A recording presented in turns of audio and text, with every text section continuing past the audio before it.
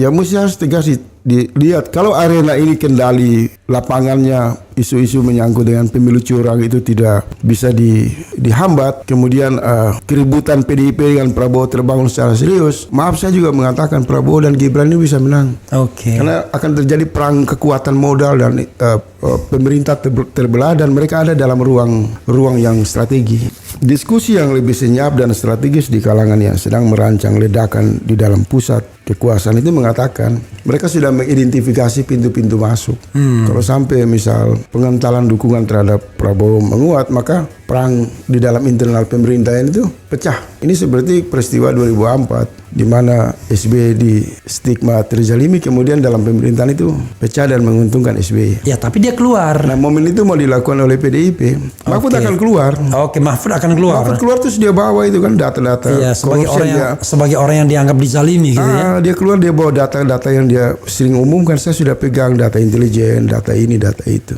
Nah, itu bahaya itu.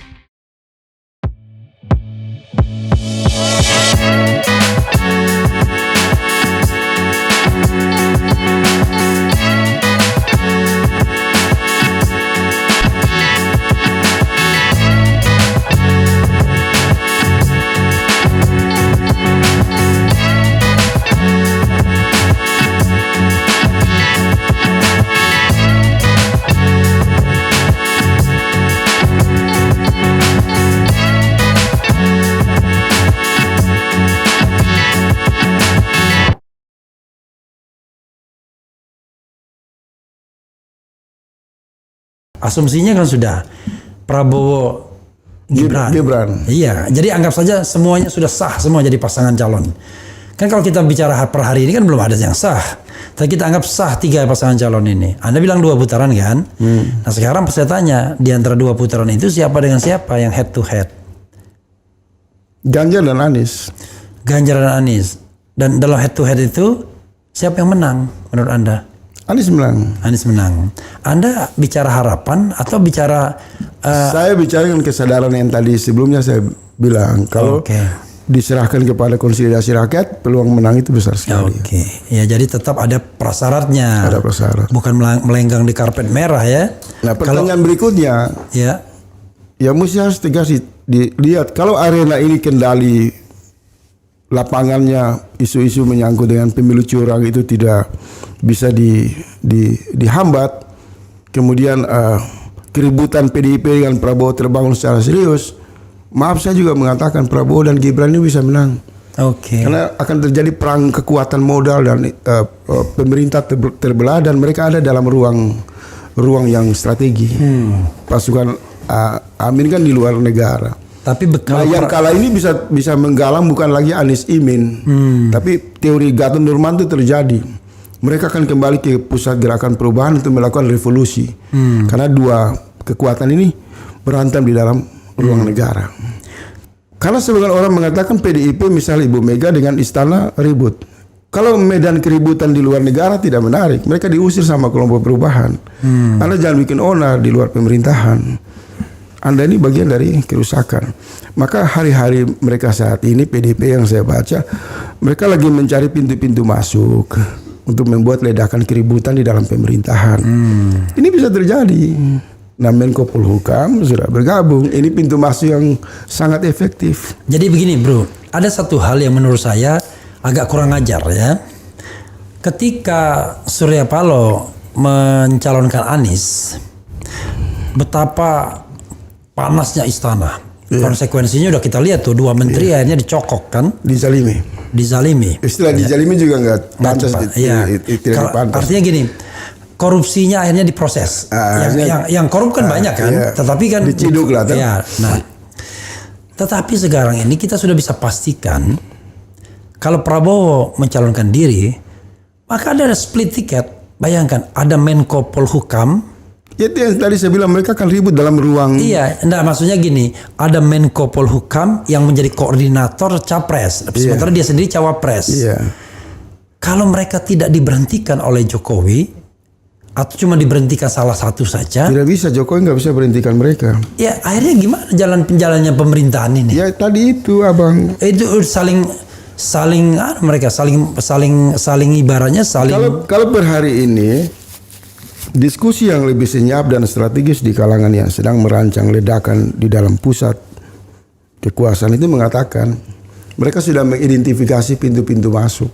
Kalau sampai misal pengentalan dukungan terhadap Prabowo menguat, maka perang di dalam internal pemerintahan itu pecah. Tidak mungkin mereka di luar ini, di dalam ini. Ini seperti peristiwa 2004.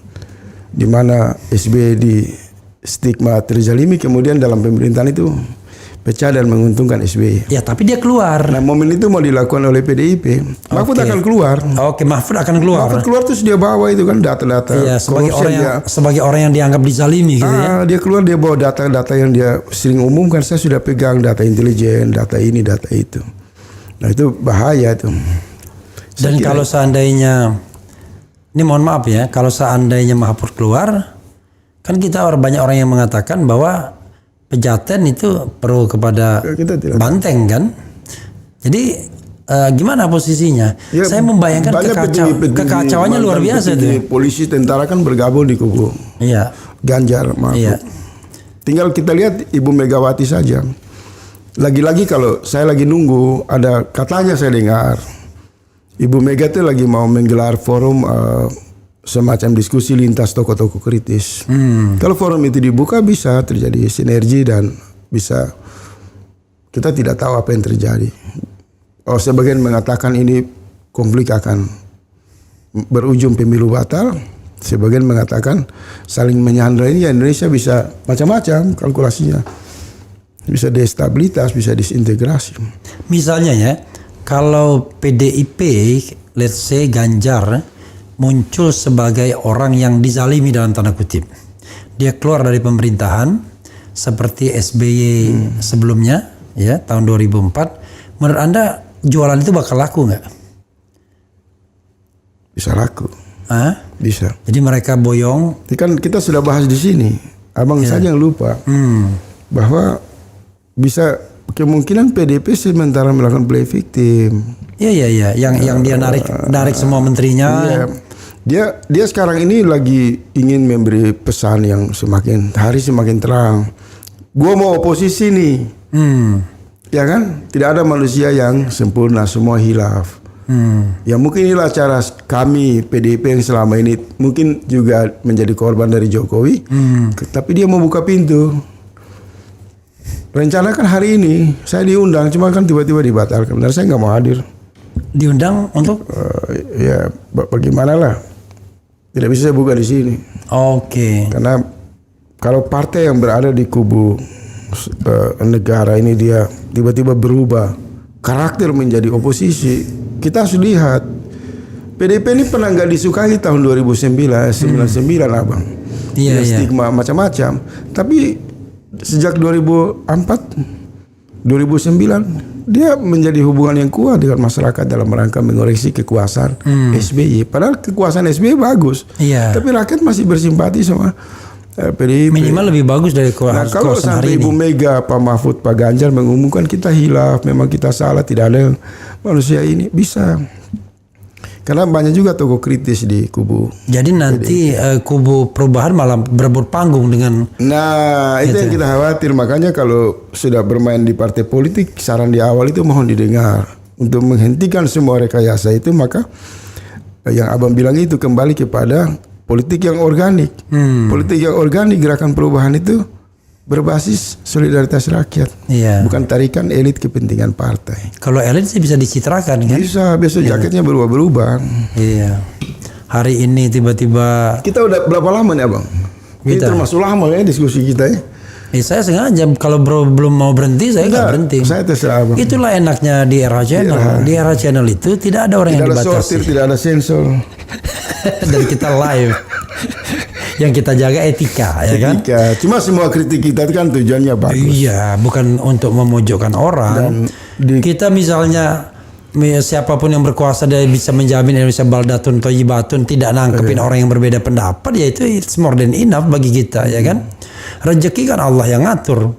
Tapi jangan sampai. Tapi saya mau kasih ini sedikit abang. Boleh, karena pertanyaan abang bagus itu pertanyaan. Apakah PDIP bisa berubah dengan bisa terhubung dengan kelompok perubahan? Saya kira harus belajar dari masa lalu PDIP. Pernah berhadapan dengan kelompok Islam itu kuat sekali di poros tengah itu kan. 99, pemilu 99, bahkan keras itu. Mereka paksakan Gus Dur naik dan kemudian terjadi rekonsiliasi, pembagian kekuasaan. Bisa kan kalau Ibu Megawati misal panggil RH tanda petik, sudahlah representasi civil society ini kita gabung aja.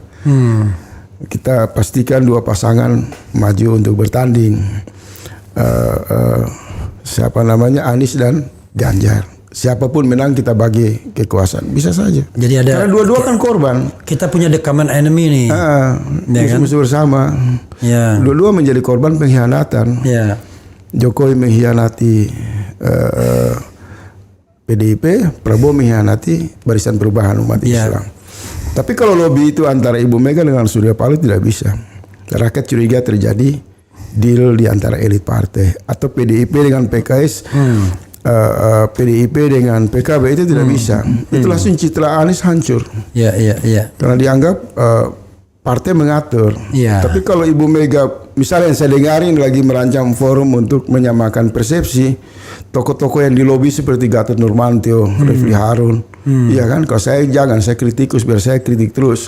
Maka ada kesamaan di belakang panggung untuk dalam rangka saling mengatakan, memang yang bikin rusak ini Prabowo sama Jokowi, itu pasti menarik. Maka julkam perubahan itu bisa menjadi kekuatan untuk memetakan siapa yang masuk di putaran pertama. Iya kan? Di situ kuncinya. Tapi kalau di kubu Jokowi Prabowo ini sudah nggak usah kita ngomong lagi bang. Ini udah hanyut. Ini sisa-sisa yang hanya bertahan dalam nostalgia palsu. Kenapa demikian? Karena orang lupa. Prabowo hari ini menarik Gibran itu tidak beda dengan Prabowo tahun 2014 menarik besannya SBY Hatta Rajasa. Yang tujuannya sama. Pandangan dia menarik besan SBY Hatta Rajasa bisa memanfaatkan kekuasaan SBY. Terbukti kalah. Tapi waktu itu kan SBY memang netral kan, lebih. Tidak abang. Oke, that's okay. Saya mendukung. Diam-diam ya. Dan pemerintahnya solid, kendali pengawasan suaranya di KPU kuat. Kenapa Jokowi menang? Saya kasih tahu. Karena PDIP mundur diri dan menyerahkan Jokowi kepada rakyat. Maka muncullah kelompok progresif relawan rakyat itu yang bikin. Kalau kita letakkan konteks hari ini udah out of date itu ya. Gitu. Jadi sekarang yang ngambil Gibran itu hanya untuk mengembalikan jalan kekalahan saja. Karena sama di pusat kekuasaan. Saya malah tiba-tiba Anies ini sebenarnya kan sudah seperti jalan Jokowi 2014 sebenarnya kan, yaitu dia menyerahkan dirinya kepada rakyat.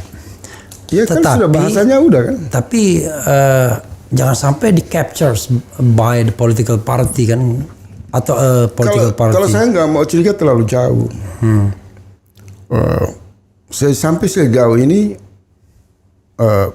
partai politik sudah menjawab apa yang diinginkan oleh rakyat, memastikan Pak Anies jadi calon. Mendaftarkan. Untuk sementara itu more than enough ya, for the time being. Artinya datang ke KPU mengantar Anies dan mendaftar itu kan sebenarnya secara moral politik partai mengatakan kita sudah menjalankan tugas sesuai keinginan rakyat. Nah, sekarang kita kembalikan kepada rakyat. Nah, rakyat berjuang memenangkan 2 orang ini dengan efek yang nanti juga memberi kado indah kepada partai politik, kepada peningkatan suara Nasdem, PKB, PKS dan Partai Umat. Kan rakyat juga begitu kan, mendukung Anies dalam gerakan perubahan yang kuat, maka secara otomatis kelompok rakyat yang mendukung Anies Caimin ini berdampak memompa suara bagi partai-partai yang mengusung, itu selalu begitu. Tapi kalau rakyat lihat yang mendominasi kelompok partai politik, maka nanti terbelah. Bisa konsentrasinya pecah, saling curiga. Jadi menurut saya bagusnya memang pertarungan partai politik di jalur parlemen.